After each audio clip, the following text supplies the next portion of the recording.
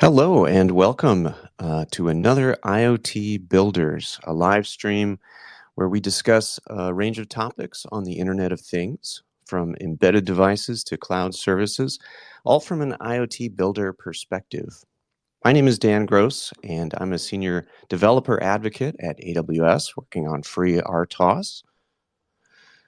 I'm joined by my colleagues, Syed and Alina and Nenad. Hi, guys. Hi, hi. Hello. Hi. Hey, Alina, why don't you introduce yourself? Thanks, Dan. So I'm Alina. I'm a senior developer advocate for AWS IoT, and I'm working mostly on consumer and connectivity services. Awesome. Syed? Yeah, so similar to Alina, I'm a Syed, and yeah, I'm focusing myself on open source and Awesome. And I see Nenad is joining us as well.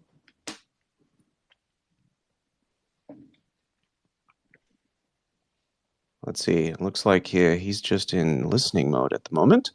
Well, this is episode 4, and today we have a guest joining us from Mender.io. His name is Josef Holzmayr. Hi, Joseph. Are you there? Hi, Dan. Yes, I am around. Can you hear me? Yes, we can hear you. Awesome. Fantastic. Fantastic, because my microphone actually played a lot of dirty tricks on me, and my voice is additionally failing because I managed to contract a proper cough for today, but I'm doing my very best to make this a worthwhile experience with you. Thank you for having me. Awesome. Awesome. Hey, why don't you tell us a little bit about yourself and, maybe some of the things we're going to be talking about today? Yeah, sure. I'd love to. So, yeah, my name is Joseph. I'm with Mender.io these days, and I'm head of developer relations. That means my main job is to relate with developers and make them happy in all the things that you do. How do I do this? My background is mostly in embedded Linux. I've been in industrial controls and running them on embedded Linux for the last 15 years. So I'd say I have a really, really strong technical background, and I'm passionate about taking that background and all the errors that I've made in those years, taking to other people in order to spare you the bad experience so you can reach your goals better and with less pain involved than I did. Oh, well, thanks for that. Appreciate the introduction.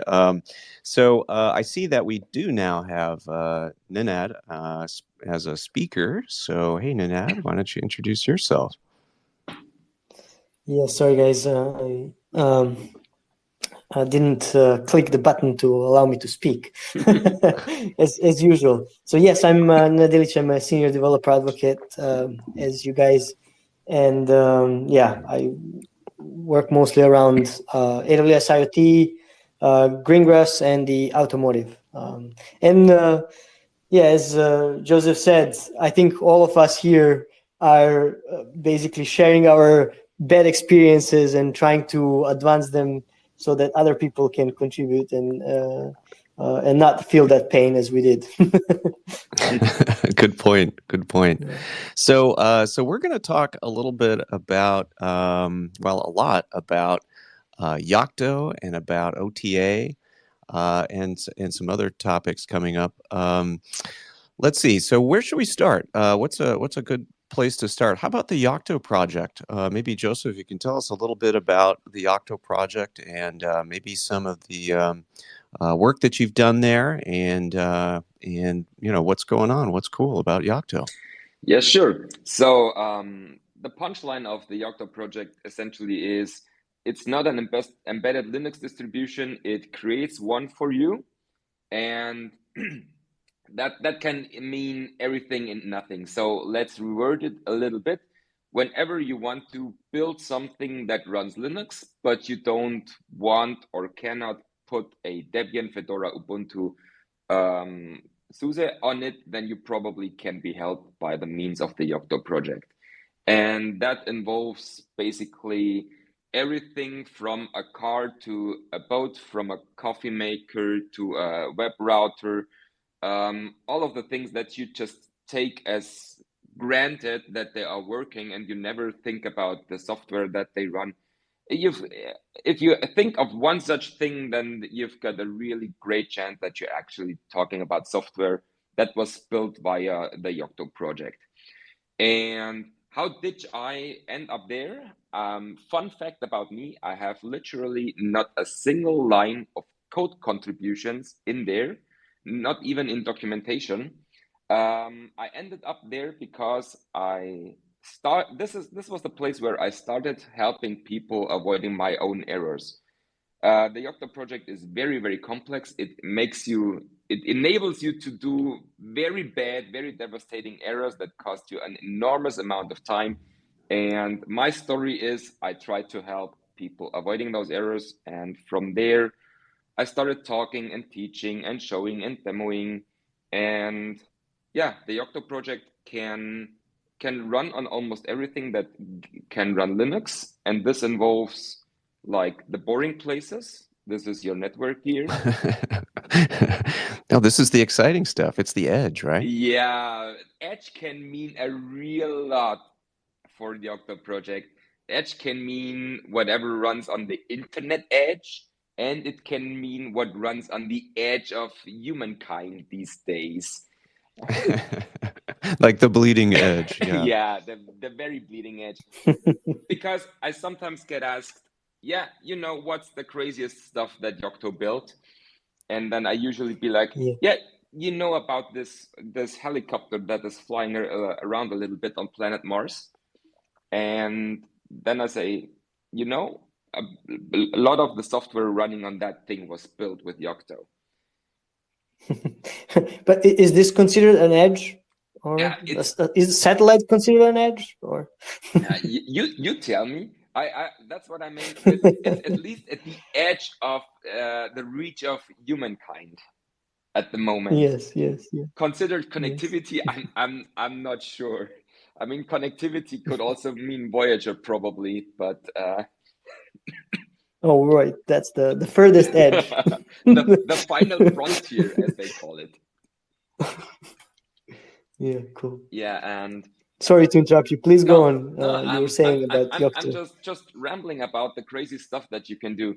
And when you're working with Yocto, this is one thing that people take back to you. I made stuff that got shot into space. Others come back to you and said like, I built stuff that, or I write code that get literally shipped to 200 millions of devices. Others tell you I write stuff that controls machines that just have a throughput of megawatts, and all of these things we have placed Linux, and I'm kind of proud to be part of the process that actually makes this possible.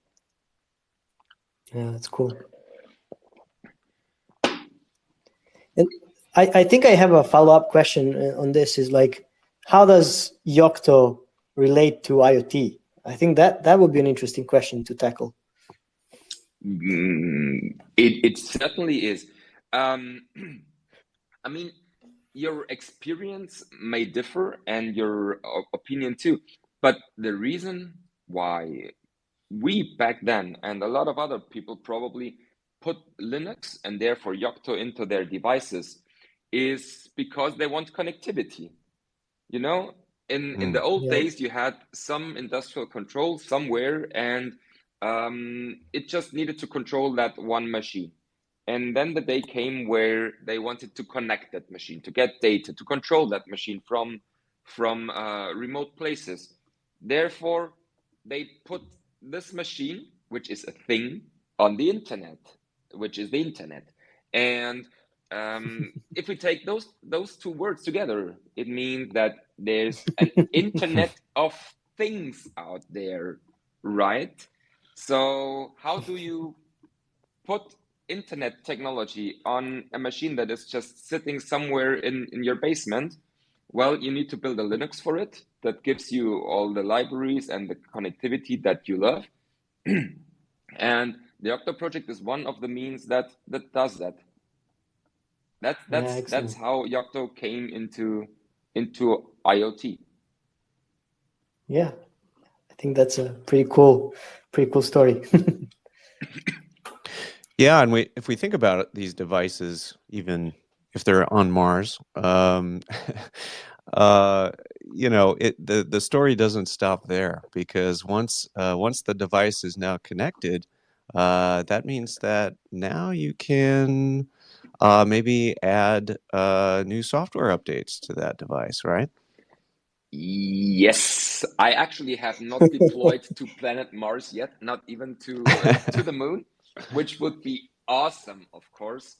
But yes, I mean that's both the dark and the bright side of IoT. IoT means that everything is connected, and connectivity means you can provide new features, new application updates, new cool stuff that your customers want via an update. It also means that if you have a nasty bug in there, that you can fix it. But on the downside, it means if you have gone wrong somewhere and not done your homework properly, so you've left in security vulnerabilities or backdoors, or let's call it debugging means, then you will also want to fix that. And this is where OTA essentially comes in. OTA, as in over the air, is not a good term if you ask me, because in many times there is no air involved. It's rather wires if the things are connected to the Ethernet. But it means or it's light. Oh, sometimes it's light, right? Yes. It can be light, it can be, well, if we go down that rabbit hole, technically it could be avionic carriers, also known as pigeons. Oh yeah, right. You can update your software via pigeons. Yeah. Yeah, Okay. you know, there's the TCP RFC that does IP transmission over avian carriers, and they actually tried it sometimes, and they had a packet loss of roughly 50%. So it was not exactly a good test run. Yeah. OTP, like over the pigeon. That is actually over the air, right? That's it is over the air. That's true. Yeah, it's literally over the air. There is no more air than in this. Yes. Yeah, but over the air updates can mean a lot of things. They can mean you ship new features, you can fix bugs, and you can fix or close security issues. I think those are the most prominent three objectives that you will follow. But of course, depending on your device, your business, your whatever, it can involve a lot of things. And you will probably hear me a lot saying it depends in the next time, because have I ever told you what the difference between a junior and a senior developer is? What's that? That the senior developer doesn't even need to know. He always will say it depends. Because but I see. In the Yocto project, it sometimes also depends. And hopefully Nenad gets that one. That's an inside joke. Yes, it's like literally there are a lot of dependencies. Yes. Okay, that's a good way to word it. Indeed. Yes. And yeah, to maybe wrap up the OTA thing, this is essentially what I do with Mender.io. So Mender.io is it's not this is something that is important to me. It is a over-the-air solution for embedded Linux. We are looking into scale beyond that to find new things. But at the moment, to be perfectly honest, it is a OTA solution that enables you to do over-the-air updates and a bunch of other cool things to embedded Linux devices, and we integrate pretty deeply and pretty nicely with the Yocto project, and that's the big overlap. So I come from the Yocto project, and I grew into it, and from there I grew even more to talking about Mender and the Yocto project, and that's why I'm here. That's cool. That's really excellent. And so you're focused mostly on embedded Linux with Yocto. Are there differences, when you talk about, I guess the broad scope of devices that may use an OTA functionality like microcontrollers with running FreeRTOS or things like that. There are some differences in terms of bootloaders and firmware and space and that sort of thing. But so some of the concepts are applicable to all devices, right? Yeah, certainly. So I think in many respects, a microcontroller and an embedded Linux device have more in common than a embedded Linux device and a edge computing system or even a server that is also running Linux.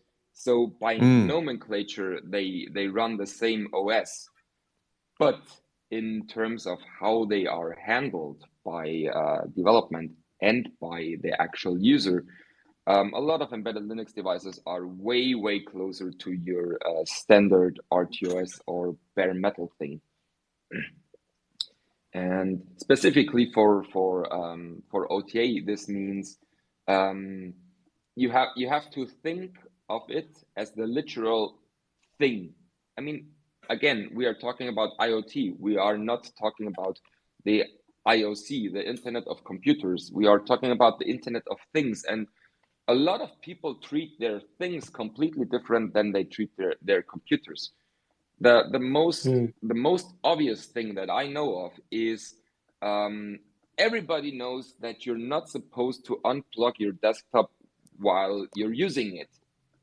But nobody cares about unplugging your coffee maker or your fridge while you're using it. You just do it. You don't care about it. Have you ever thought about if the cooling machine in your fridge was actually just running at the moment that you unplugged it or not? Yeah. I'm pretty sure you never have. And that's what happened if it was updated. It was updating at that point of time. Right? Yeah, that's the point where my profession kicks in. If you do your OTA properly, which is what we help you with as Mender, then it will still work afterwards. And if you did it not properly, then it will probably just be a brick. And I think you, as somebody also experienced in IoT, know the term brick, right? Yeah, exactly. Yeah, brick. In the case of a refrigerator, is a giant ice cube, I guess. Yeah, I mean, because a lot of people, when I tell them like this, they look at me and say like, "What do you mean by a brick?" And then I say like, "Well, you end up having a piece of probably expensive electronics that is as useful for doing its duty as a brick because it's not running anymore. And this is cool if you want to build a house, but it's not cool if you want to do software development. Then you don't want bricks." And that's the big, that is the big thing to avoid, right? That's the biggest, I guess, downside of OTA is that if an OTA goes wrong, is your device rendered useless, right? Yes, in awful lot of cases, and you're happy if, or lucky. Sorry, false friends from my native language. You're lucky if, say, bricked device is somewhere near you. You're still lucky if, say, bricked device is somewhere near a country with a somewhat functioning infrastructure, and you're completely out of luck if, say, the brick device is in the outskirts of a country that you can only reach by a 2-day ride of a jeep or something like that. No, or having it in the space, a brick in space. yeah, We call a it brick in satellites. space. A brick in space. That would be like the ultimate disaster. No, seriously. I personally have received bug reports from stations of technology that shall not be named, that is running in the outskirts of Siberia, where, Wow. I mean, this was before the current political situation. It was like some 10 years ago, and they were running a thing that I coded, and it's literally, it runs there, and if something goes wrong, then the nearest service personnel has like a 6-hour drive, and if they can't fix Wow. it, that means that somebody has to fly over and go to the end of the world. I have friends that have 2 traveling passes if they have to fix stuff in countries that don't like to see each other's visas. I mean, how crazy is that?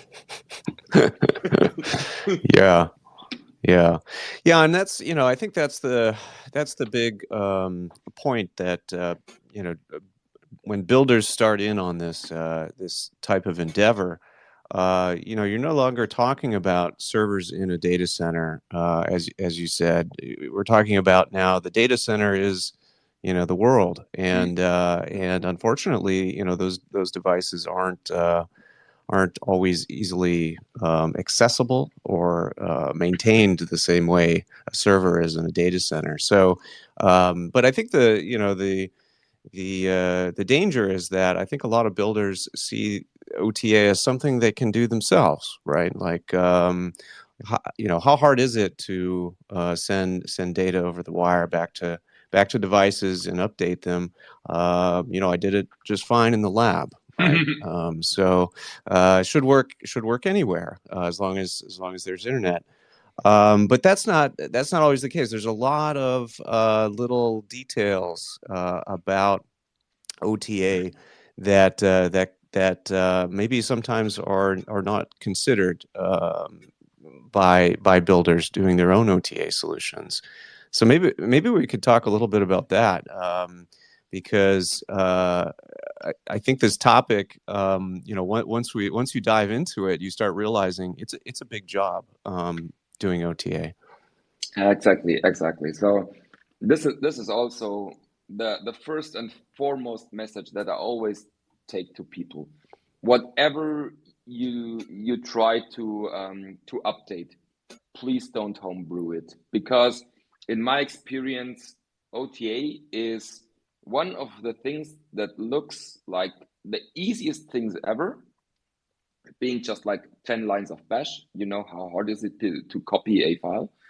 And in the end, it has the most massive feature creep that you can imagine.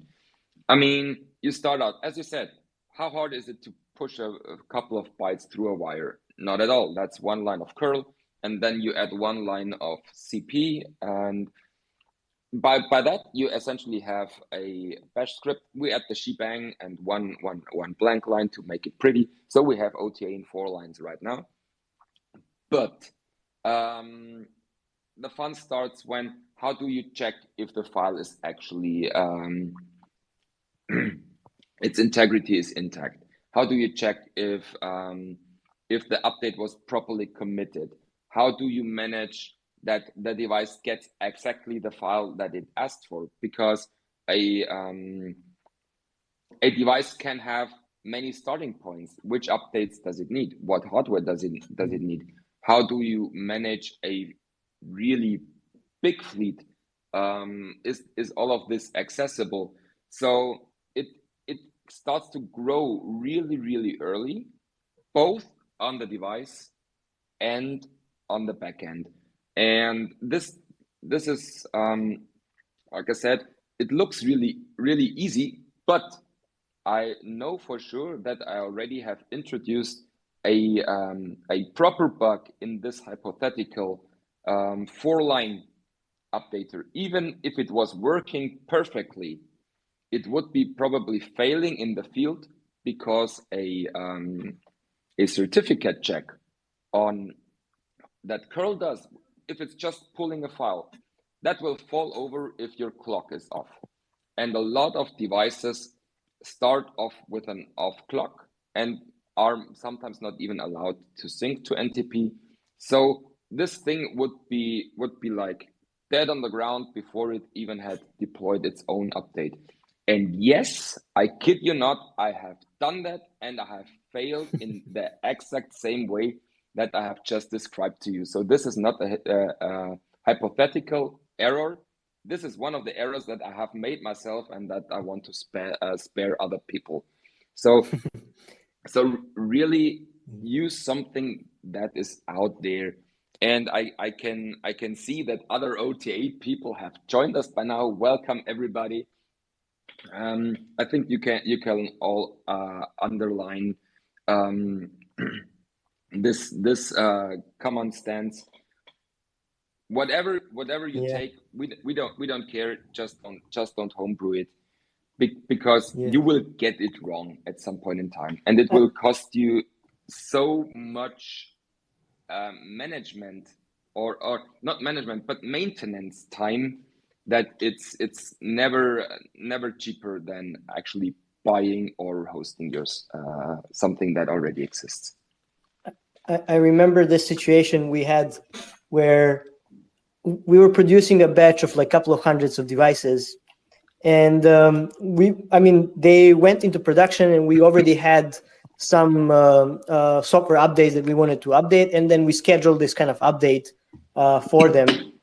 And then when in the factory they were producing them, and then they started turning them on, I think in batches of like hundreds, just they were already plugged in, they had credentials to connect and all that stuff. And then what happened is exactly what you said, is that the NTP was not propagated, so they did not have the clock, and then they didn't have the exponential backoff.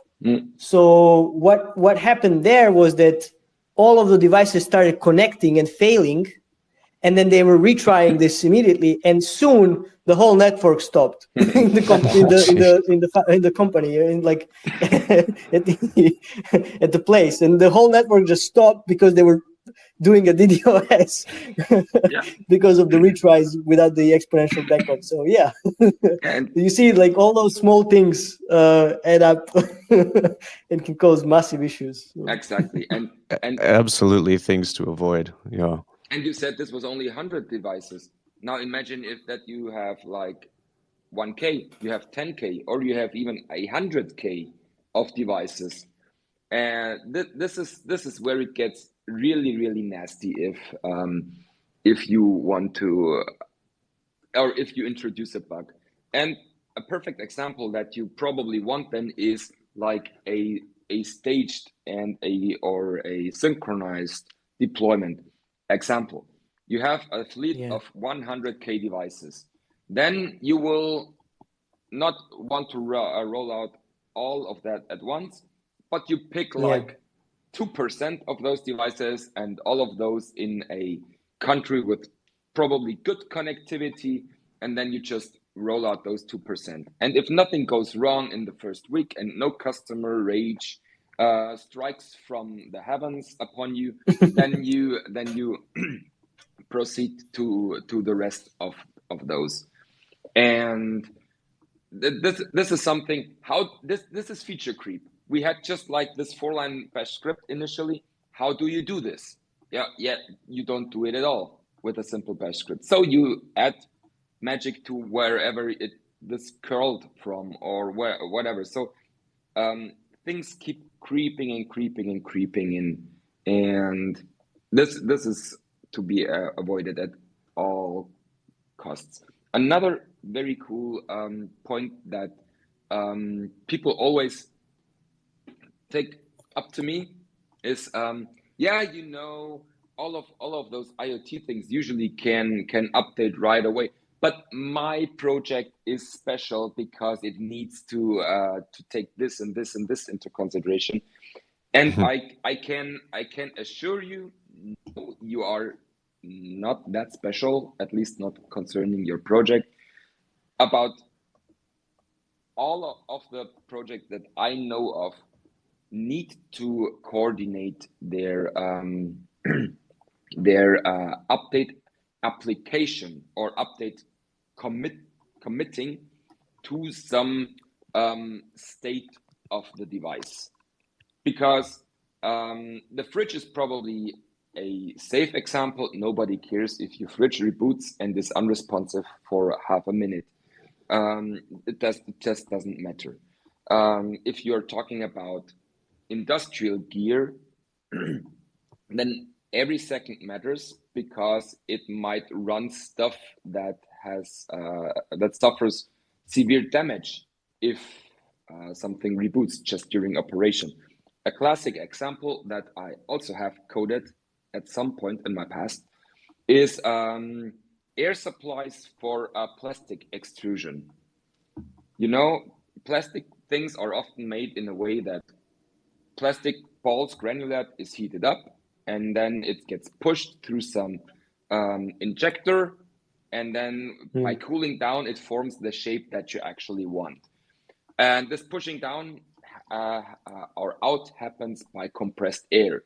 So if your stuff happens to control the compressed air generator, and you just reboot for a minute while there is hot plastic in this machine, but the dispenser tube is not heated anymore because it needs to cool down in standard operation, then it cools down in there and it clogs, and then they have to shut down everything, and then they will pick up their phone, and then they will say, congratulations on your awesome OTA update. We will send you an invoice for like 50 grand because we had to shut down all of our manufacturing and we had to clean all of the machine. Awesome job. And this is also one thing that OTA updates need to take into consideration. It's not only about doing the update itself in a secure and robust way. It's also about doing the update in a way that is safe and secure for the rest of its environment, for the rest of its machinery, for the rest of its users, because there might even be moving parts. There might be arms and legs involved. I just a picture came into my mind. I remember this scene somewhere. It's so you're talking about this critical time frame in which the updates can occur, and there was a picture, I think somewhere on the internet, don't remember where it was in the car, and basically the car was kind of saying, okay, we have the updates, please pull over so that we can update our firmware. And you had to, pull over the car, stop it, and so forth, kind of to do it. And then it takes like 10 minutes to do it via 3G, 4G, whatever. So yeah, this is this kind of like bad user experience. Yeah, and you just mentioned it, 3G, 4G. I've been talking mostly about stuff that is sitting on the shop floor somewhere. That is easy because it's usually properly connected. But you took the next step. You took it to automotive, and automotive is still relatively easy because it's earthbound. It's usually on a road, or at least something close to a road, and therefore close to something that's a proper mobile network. But there are other things. There are things that are like airbound. So over the air means something completely different for them, because I mean, how do you update a plane? You're not supposed to update it somewhere in flight. It has to be in the airport. It has to be like docked, and this has to be verified by the software before anything can take place. Same thing for ships. A ship in a port is like in a good place. It has probably Wi-Fi, maybe even Ethernet connectivity.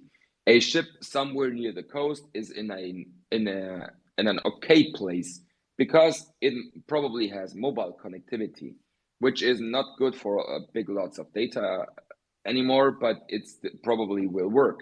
A ship out on the high seas is in a very bad place because it probably only has connectivity through some satellite link, and you don't want to ship megabytes or even gigabytes of software through a satellite link. You will reach the point where you can buy the ship for the price of the update at some point in time. And that's just not fun. Yeah, that brings up another aspect to OTA is bandwidth constraints or network speed constraints or cost of those, and so that's when you introduce things like deltas, right? But then that gets complicated because then the device has to know how to reconcile deltas into the firmware, right? Exactly. So a lot of people ask for delta updates, and a lot of people rightfully ask for delta updates. And they have good and bad sides. The good side is obviously that that it makes the bandwidth requirements lower, and this also lessens the load on your backend, but that's usually just a side effect. And one really cool aspect of delta updates in most cases is that it makes you think about the state that your machine is in, that it does not change underneath a update that is being deployed, which means you keep everything in a read-only state, and read-only states are good for IoT. That's my opinion. The biggest downside, obviously, is sorry, that deltas are always from one starting point to one ending point.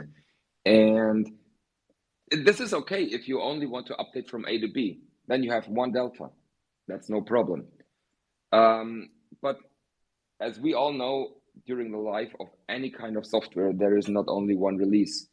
There are like 5 releases. And what do you do then? Do you make like 4 deltas that have to be consecutively applied, like delta A to B, B to C, C to D, D to E, which means a lot of more downtime because you have to do like 4 updates? Or do you enable people to skip all the deltas if they just were not connected or didn't feel like applying the earlier updates? And then you end up with the combinatorial explosion that a lot of people are not aware of. What do you allow? Do you allow updating from A to C and E only, and from B to C and D? So are there major milestones that you will always go for, or are there dependencies involved? So even if you have only like 4 updates in a row, I think the combinatorial explosion already gives you 10 different deltas that you need if you allow all combinations. And that is only for one device type. Now you have maybe more like 5 software releases. You have more than one device type. You have dependencies involved at some point in time. This just gives you an explosion of things that you have to prepare ahead of time, because our experience with OTA is that it's not good that the device asks for a specific software revision. Here's why. A device that asks for a specific software revision essentially means that the backend has to fulfill this request. So what happens if a device asks for a software revision that is either not fitting for it, or that is not good anymore, or is even maliciously asking for it to just get the artifact and pick on it? So the flow of control has to be inversed. The device just asks the backend, hey, this is my current state. Are there any updates for me? And the backend then has to decide, oh yes, for this device, we have this and this and this update to be applied. So the backend has to be aware of all of the deltas that are involved or can be involved, and then distribute them accordingly. So deltas, again, feature creep is not just a simple diff on a binary blob. It involves a lot of management and actually know-how in where to put it and where to not put it. That's why deltas. So yes, would that be like a fifth line in your bash script, or how does that work? It's probably more like lines 3 to 300. Okay, I see. And then I think that's where you get into device management, right? Because now you want to know what versions are these different devices running, and who's connected and who's not connected, and all of that. And in that way, you can have a better strategy for how to manage deltas. And if something fails, what do you roll back to? That's maybe another topic is when you're when you're updating deltas and applying patches, but something fails. How does rollback work then? Yeah, that's why the deltas again are problematic. Let's consider the simplest update case. You have one software running and you update to the next revision. If you are doing OTA in the AB scheme, as about everybody that I know recommends these days, then you have an active system on your system, an active operating system on your device, and an inactive. And an update comes in and it gets applied to the inactive system partition. So the system does not suffer downtime. It can keep running until it's fine to reboot. Then you do the reboot, and some intelligence in the bootloader does the flip over to the inactive partition, making it active and booting into this. When this successfully boots and everything comes up again, some form of check, this can vary between the different solutions, then it commits the update. That means it is made permanent. If something happens along that way, so the new update is faulty and it gets into a boot loop, or it does not have network connectivity anymore, or something else happens, then this commit is not carried out. Therefore, another reboot will happen eventually at some point in time. It can be via watchdog or via an unsatisfied user, just power cycling it. And then this intelligence that I just mentioned sees, oh, I flipped the partitions, but it was not committed. This means there must have been a problem. So I'm going to flip back to the previously active and now active again partition. And this is the magic in in over-the-air updates with AB. That means you keep the last working state until you know that that the update actually works. As long as you can confirm that the update was successful, you keep the last state that actually works to flip back or roll back, as the database people say. But I think it's fine to use the term here too. Sorry, I need to take a drop of water. Sure. My voice I was wondering. Yeah, please go on. I was wondering if we should open up for questions if somebody wants from the audience to ask something or. Yeah, that's a great idea. We're getting towards the top of the hour here. If you're joining us, not at the beginning, we're talking here with Josef Holzmayr, who's from Mender.io, and discussing Yocto and OTA and related topics. So yeah, if you have any questions or comments, definitely raise your. However it works here on Twitter Spaces, and we'll let you have the floor. So I have a question. In fact, I got two questions, but I'll let you catch up with your breath first. It's not my breath, it's my voice. Okay. But by tonight, I will sound like, I don't know, either Gollum or Sauron. Probably more like Sauron. Seriously, but I'll make it through this session. I promise. Yeah. Nice. So my question is, I guess, in regards with CI or continuous integration, and your in terms of having incremental build. Have you had situation or have you had come across scenarios with your customers or developers where you had a situation where you had a clash between a normal build incremental update versus CI/CD of applications are running top of this build, which basically get integrated as part of update and then goes out on the OTA? That's a good question. I personally have not suffered this so far, which is good. My advice usually is to ship your updates in a state that is as coherent as possible. Because if you ship only the application out, then you open up the door for such a problem.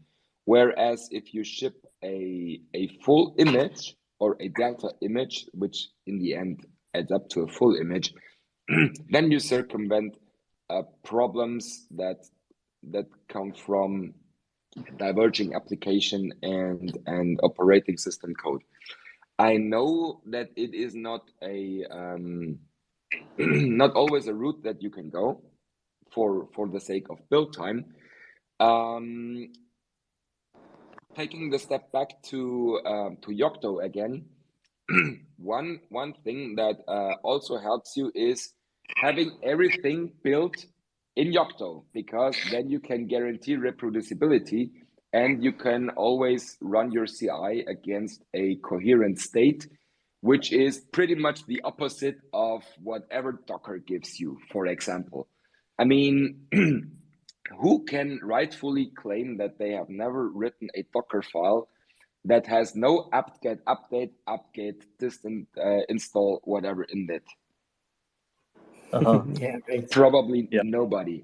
And this essentially means that your container is completely unreproducible, because your container will end up in whatever state the Ubuntu or Debian or Alpine repositories give you at that very specific point in time.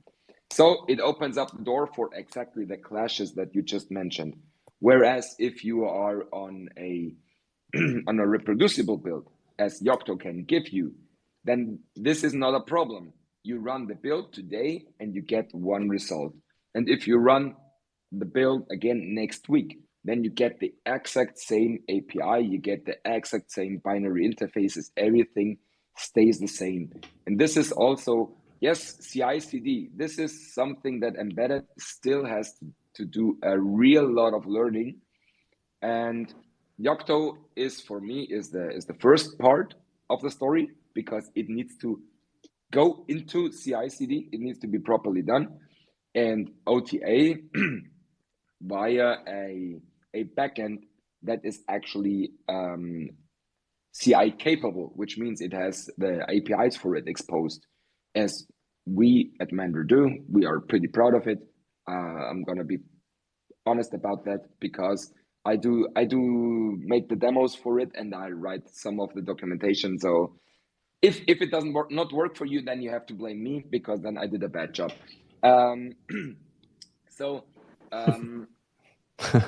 CI/CD is an established thing in the DevOps world, and it needs to be just as established in the IoT space, and it is not there yet. And this is something that we as a bigger IoT developer community have to work on. That's for sure. Yeah. Hey, how about we go to Alex next? Alex, I see that you had a comment or a question. I'm sorry, Axel, that is. Hi, thanks. Yeah, a lot of good points about updates. So I've worked on updates in many fields. If you're wondering how they update aircraft, this is actually done often via USB stick, USB in the cockpit.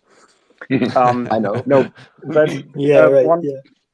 one positive point, a good guidance on how to build these things is actually looking at established systems that are very big and have been running for a very long time, and how people do it there, and then just copy it. I've usually used mobile game consoles like Xbox and PlayStation. This is an amazing update system because again, if they screw up an update, this is a failure on a level that they can't really handle if these things are bricked.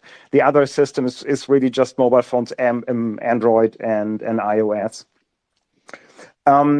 One other thing about feature creep, you mentioned for industrial systems that there's often a lot of damage if updates goes wrong or if the system crashes or like monetary or physical damage to people.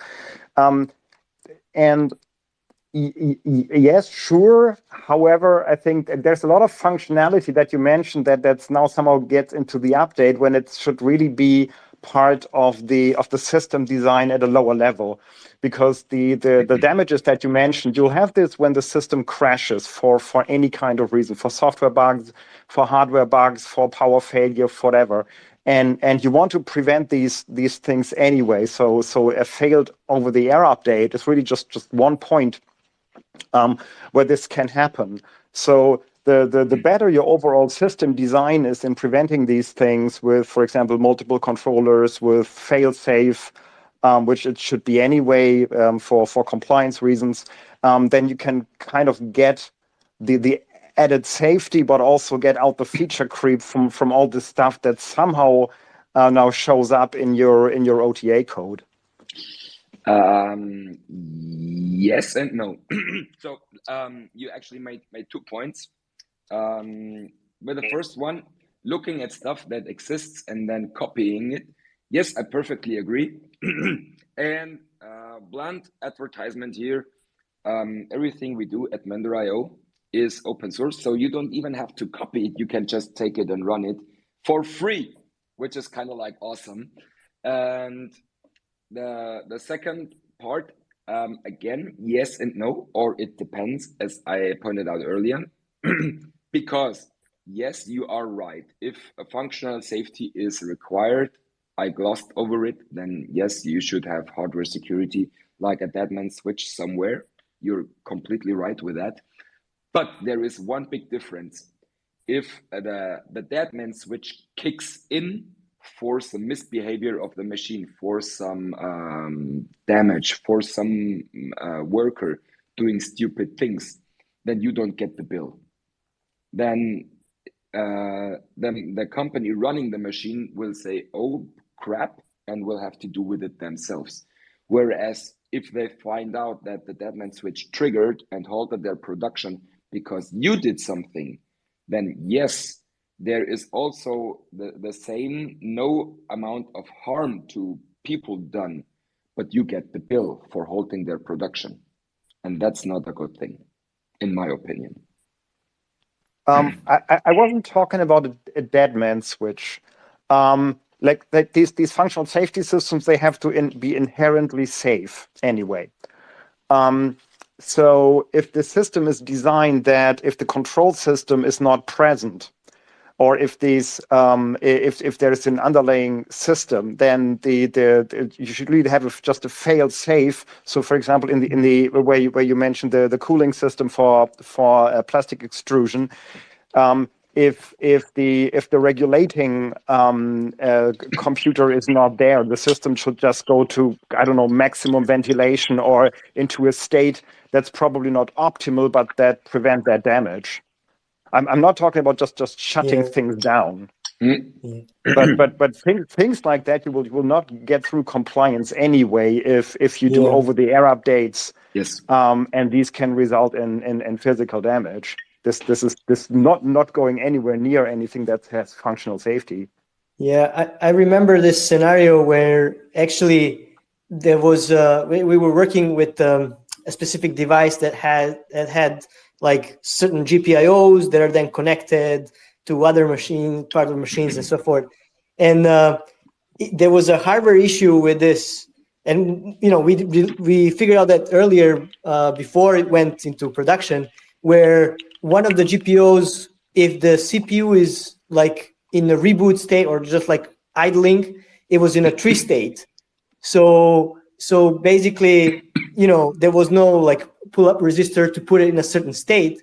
So technically speaking, if a failure comes in, as you explained, then it's unpredictable what will happen, right?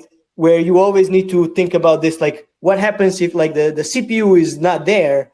What will be the state of the GPIOs, or those pins that are, so you should never put it in a floating position, right? So that kind of, is that what you're kind of referring to, right?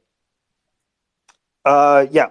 Simply assume for all these updatable components that when it fails, yeah, in a safe way. Like that's the principle behind this.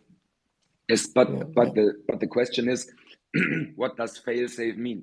Does fail-safe mean no physical harm is done, no financial harm is done, or no harm at all is done? And while we probably all agree that the no harm is done situation would be the perfect one, in my experience, the cost of adding that amount of safety features to a product or to a thing is too high, so people go with a certain risk for software being able to at least cause financial damage. But I agree that in anything that is actually critical, there should be an always fail safely and gracefully in hardware. That's I completely agree. All right. Very interesting discussion, definitely. Yeah, very interesting discussion. Hey, we are approaching the top of the hour here, so unfortunately, our time is running out. So I think that's it for us for today. I'd really like to thank Josef for joining us again. Josef Holzmayr from Mender.io. Great discussion around Yocto and OTA. Really appreciate your time today. Yeah. Thank you for having me, even if I can't speak anymore. Thank you so much, Dan. Thank you, Nenad. Well, we got the last of your vocal cords, so good. Yeah, no singing tonight. No singing tonight. That's right. No karaoke for you. It makes me feel extremely metal. There you go. Okay, well, yeah, thanks everyone for participating today. Really appreciate it. We will be back next week, same time, and you can tune in then. All right. With that, I'll say goodbye. Cheers, everyone. Thank you. Thanks, everybody. Cheers. Thanks. Bye. Bye.